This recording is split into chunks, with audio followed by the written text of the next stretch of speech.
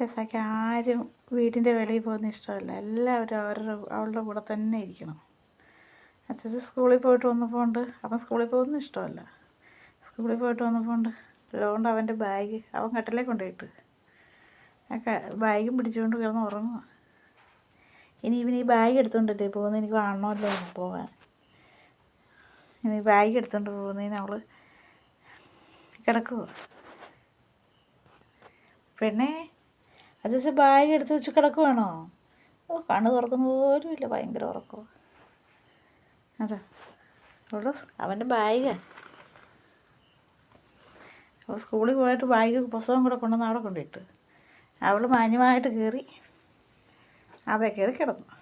പെണ്ണേ, അച്ഛൻ ബാഗ് സ്കൂളിൽ കൊണ്ടുപോകണ്ടേ? നാളെ സ്കൂളിൽ കൊണ്ടുപോകേണ്ടതാ. ഒന്നും കൊണ്ടുപോകണ്ടെന്ന്, എല്ലാവരും ആരും പോകണ്ടെന്ന് വെളിയിൽ, ഞാൻ മാത്രം